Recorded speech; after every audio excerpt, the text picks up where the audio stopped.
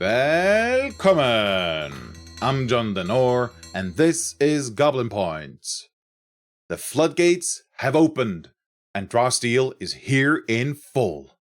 The backer packet has dropped along with the creator license, more people are playing the game, and Homebrew is flooding out from the community. And that's just in the last couple of days of August. But we also got word of a Dicefunder, a new Timescape Wiki, and a few details about Codex. What a month!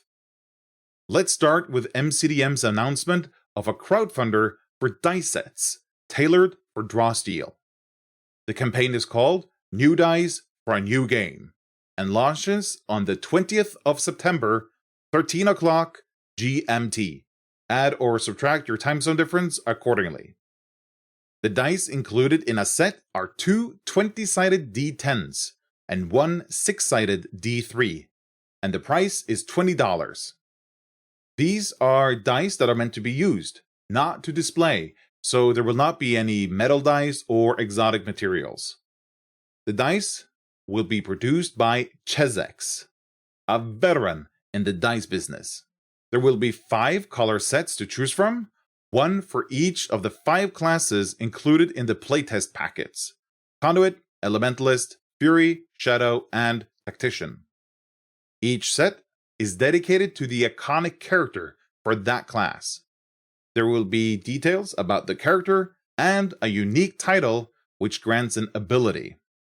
There's also supposed to be a 6th set, but that won't be revealed until the crowdfunder launches.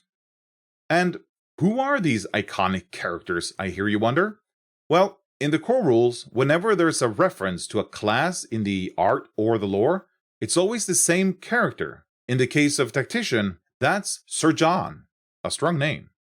You will find Sir John in the Tactician dice set. What I also hear you wonder is, what's with the sides? Well, I'll tell you. The 2 D10s included in a set are actually D20s, but with the numbers 1 through 10 printed twice on them.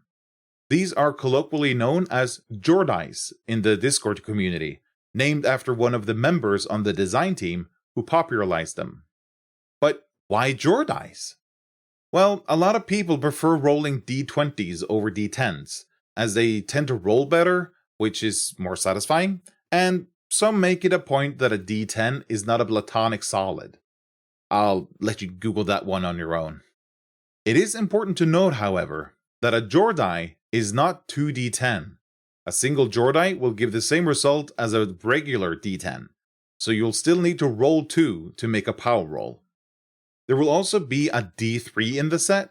This is just a regular 6-sided die with the number 1 through 3 printed twice. One could argue that the set is missing a d6, which is the last kind of die used in the game. MCDM believes that people already have a lot of d6s, and don't need another one. Despite that, they're looking into providing an option to add a D6 to the set. And, again, mark off September 20th, 13 o'clock GMT, 6 a.m. Pacific, and 23 o'clock Australian Eastern. Now, let's draw steel. So, after much back and forth, the final class lineup is ready. There has been a bit of uncertainty lately whether Talent or Summoner would make the last class to be added to the core rules, and in the end, Talent won out. The design team explained the reasoning. Summoner will probably leverage minion squads when summoning creatures. Those rules are not finalized though, which means Summoner would have to be put on the back burner until the minion rules were done. This just causes too much delay. The other option was to develop Summoner in parallel with the minion rules, but that just means that both Summoner and the minion rules would suffer. Better to develop the class and the squad rules properly and separately. All this means Talent is back in. The 9 classes in the core rules are Censor, Conduit, Elementalist, Fury, Null, Shadow, Tactician, Talent, and Troubadour. Including the Talent also makes sense in that it works as a natural opposite to Null. Both classes are psionic, But while Talent is a caster focusing on affecting external elements, Null uses psionics to make themselves more powerful. Talent in Draw Steel will be pretty different from the D&D version. The strain mechanic used in D&D assumes the hero will have less and less resources, but in Draw Steel, it's the opposite. When they tested strain in Draw Steel, the Talent hero constantly wanted to make a respite to clear their strain, while the other heroes want to press on. To fix this, the current prototype of Talent uses a heroic resource named Clarity. Clarity can be spent to manifest powers, but the Talent hero can also push themselves into negative clarity in exchange for some negative effects. And speaking of classes, the design team is working on getting the classes to level 10. And with that, James shared some details about what heroes get at each level as they level up. At level 1, the hero gets a bunch of abilities and features. This just makes the hero feel heroic, even at level 1. Beyond level 1, every level grants a new ability or a class feature. Every time there are a few options to choose from. The exception is at levels 4, 7, and 10. Each of these levels represent the first level in a new tier of play. Each tier of play represents a bump in hero power and monster danger. With a new tier of play, everything gets more intense. At levels 4, 7, and 10, the hero doesn't get a new ability or feature. Instead, they get to increase their characteristic scores by 2 points, learn a new skill, and a new way to generate heroic resources. When increasing characteristic scores, there are some restrictions. It's possible to increase one characteristic by 2, or 2 characteristics by 1. However, one characteristic can't be more than 3 at level 4, more than 4 at level 7, or more than 5 at level 10. When getting new abilities, none of the old ones are swapped out. The new ones usually have a higher resource cost, which keeps the cheaper abilities useful for generating resources. And in general, level increases do not increase the damage of abilities directly. Some class features will increase damage, and by increasing the characteristic score, it's more likely to roll a high result on the power roll. That also results in doing more damage and getting the cooler effects. But the fun doesn't stop at level 10.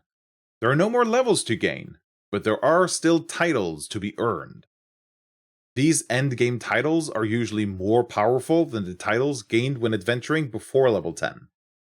It's also worth noting that kits don't get more powerful either as the hero levels up. Instead, kits are improved by using supernatural weapons and armor. In addition to potentially boosting the kit, the supernatural weapons and armor level up with the hero, making them more powerful the higher the level the hero is. At the beginning of August, most of MCDM went to Gen Con. They showed off Draw Steel and got a lot of positive feedback, but they also did notice some issues with running the game. Djordice has written a post on Patreon on what they learned from Gen Con, and one of those things was that the mental load of running the game is too high for directors. Part of that comes from playing the game in person instead of digitally, and the game is supposed to support in-person play by default, so this is a major bug. They took away 3 major points to improve about the game. Squads and how they interact with captains needs some streamlining. The mental load of running captains, their squad benefits, and the squads themselves is too much.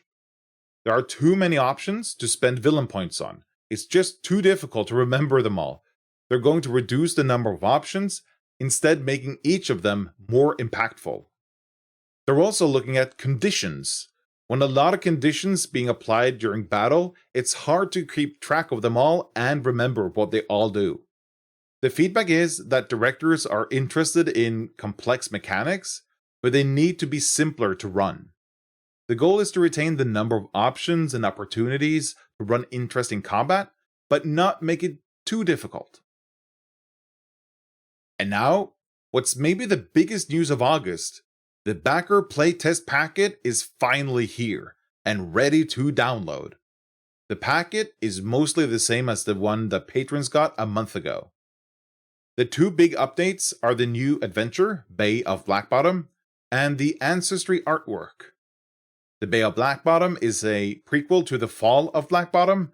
It can be played in a single session and works as a more gentle introduction to the game. There's also a folder in the packet containing artwork of most of the ancestries to get people inspired and to show what a Mnemonic looks like. They've also clarified some rules and tweaked some rules. While there is a changelog for the new version available to patrons, it's far from comprehensive, so any patron might want to read through the whole packet again just to make sure you're running things correctly, according to the new rules. There are a few things that are worth mentioning. They've reworked the monsters to make them easier to run. General traits are now included in the stat blocks instead of a common section separately. That makes traits much easier to remember. They've also really reworked how villain points work. There are now fewer ways to earn them, making it easier for the director to remember when they get more, and there are less options to spend them on. But, as promised, the options are a bit more powerful than they were in the patron packet. And with the backer packet, we finally have the license, called the Creator License. This has been highly anticipated by a lot of the community. People are eager to start creating Homebrew and have wanted to know how much of the text from the rules is allowed to use. It turns out, it's all of it. All the text in the core rules are free to be reused or repurposed, and that includes all proper nouns too. The only criteria is that you clearly indicate that what you produce and publish is not an official product of MCDM and that it's not endorsed by them. The license also permits use of all the visual designs, but you're not allowed to use any of the art unless you get written permission. That means you're free to create your own visuals of Mnemonics or Time Raiders or Steel Dwarfs, inspired by MCDM's art. It's important to note that the license only applies to the backer packet. They do reserve the right to update the license in the future, but the change does not have any retroactive effects.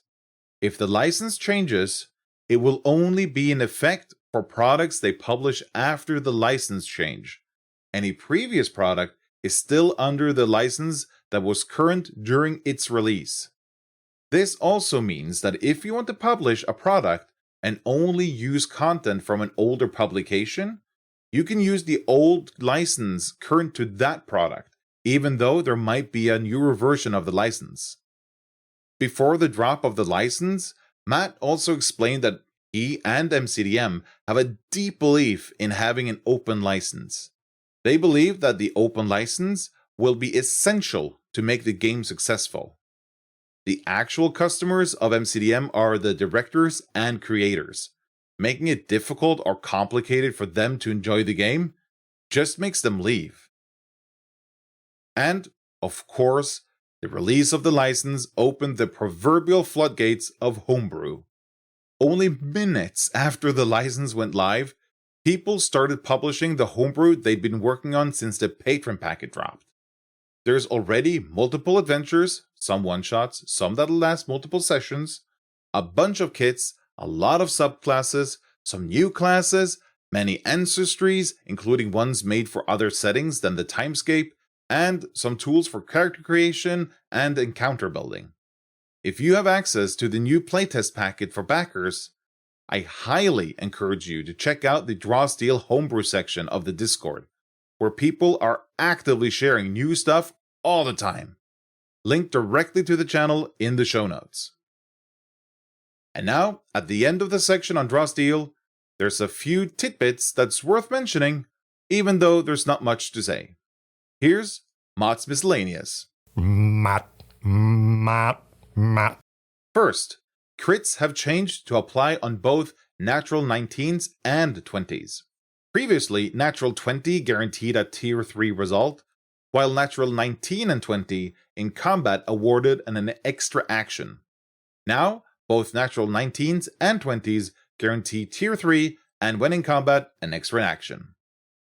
Second, James made a post on Patreon going over treasures. Treasure is the umbrella term for magic and psionic items. I encourage you to check out the Dice Society podcast, which recently did a deep dive on the post. Link in the show notes. Third, there are multiple long-running playtests going on. There are 2 campaigns internally at MCDM and multiple run by contract testers to see how the game works when running a campaign. And finally, friendly fire will probably not be a thing. It could be argued that it's tactical to care about positioning when it comes to area abilities, but the design team lean in favor of it being heroic, and the allies being spared from the effect. There's not much to report on the Codex this month, but MCDM uploaded a video to their YouTube channel showing off the VTT in action. The map from the adventure included in the playtest packet had been recreated using the internal map building tools of Codex. It shows off the dynamic lighting, how movement works, and movement between floors. With the game requiring a lot of teamwork, it's easier to coordinate if players can see all the same things on the map. Asked about how this could work in Codex, the developers responded that there will be controls to allow players to see more of the map than what their token's field of view. Somewhat related to Codex is that MCDM is working with a partner to develop a character builder for the web. The builder will likely have access to the same database of content as Codex uses. Codex itself will also have character builder features, but it's nice not having to fire up the VTT every time you want to do a bit of experimenting. And now for something completely different. There has been an MCDM wiki on fandom for a while, but it's been abandoned for years at this point. The good news is, there's now a new coordinated effort to start a new wiki. The new wiki will only contain information about the multiverse setting used in Draw Steel. There will not be any real-world information about people or MCDM. The new wiki is hosted on an independent platform without all the ads and tracking found on fandom's wiki pages. There are only a couple of handfuls of pages, but it's a start. James couldn't share any specifics, but said that Flee Mortals and Where Evil Lives is selling fairly well on D&D Beyond. But what's more interesting is that it's also led to a boost in sales in the MCDM shop. It looks like new people are discovering MCDM and checking out their products. And now for a bit of a different community section. Usually I list all the community creations I've found, but this month, there's just too many. What I'll do instead is summarize them a bit. I strongly encourage you to check out the link section for all the great stuff the community has created. The Dice Society has dropped 2 new podcast episodes and a video this month. An episode on the Patreon packet and their experience playing it, the aforementioned episode about treasure, and a video with an introduction to Draw Steel. Robin Baguette and Average Roll have both released video series of their groups playing the adventure The Fall of Blackbottom, which was included in the Patreon playtest packet, while Gundam played through their own adventure using Draw Steel. Matt released 2 videos this month. At the beginning of August, a video about what makes a good player character. At the end of August, a beefy 4.5-hour stream creating a character in Draw Steel. Don't Shout Mimic has released a bunch of videos from their group with their experiences with running and playing Draw Steel, and some tips on writing adventures for Draw Steel. Iron Monocle has written a follow-up to the post I included in last month's Roundup. This time, they cover how combat and negotiation work in Draw Steel. Sterling 2063 has made a video on how to set up fantasy grounds to play Draw Steel, and Hazen has written up instructions on how to set up Foundry to do the same. None of them are complete solutions, but they improve the experience of playing. Now, some homebrew for draw steel. Witness TTRPG and Gub have created adventures for draw steel. The Wrath of the Ire Souls will probably last a few sessions, while Something Rotten in the Golden Apple is a one-shot. David Watches, Iron Monocle, Kiroshi, Ashley, Morgs, and Printer have all created new kits. There are too many to list, but the variety is fantastic.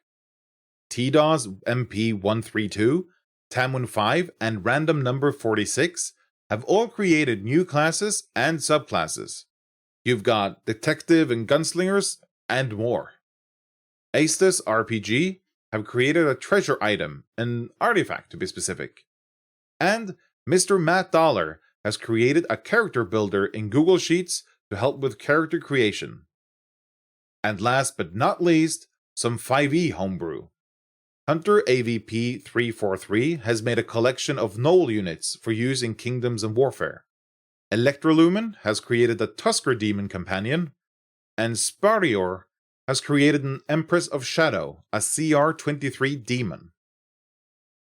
A small addendum to the creations of the community. I've also published something in the last month. It's a video of me creating a draw steel character to use in a one-shot. I make a Time Raider conduit of love and war. Go check it out on YouTube. As is to be expected, the web is flooding over with new draw steel content. In the links section, there's a whole bunch of videos and posts about draw steel from outside our regular community. I assume this is only the beginning. Alright, that's everything for August. If you want to be featured on Goblin Points, or know of someone else who should be, leave a comment on YouTube or Spotify, or send me an email on tips@goblinpoints.com. Links to the MCDM Discord server, the subreddits of MCDM and Draw Steel, the YouTube channels of Matt and MCDM, the complete link section, and this script is in the show notes.